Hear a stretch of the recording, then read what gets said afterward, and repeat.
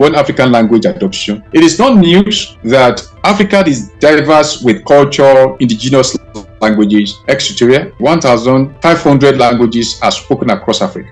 A continent with 1.3 billion, if not 1.4 billion, with almost 200 million African descent in diaspora. That is so awesome. However, to achieve the unification of Africa as one nation, adoption of one language as primary general language is a must. And as the benefit is numerous. Let me just point one or two. A family with a common language will never suffer lacuna. You and I agree with that.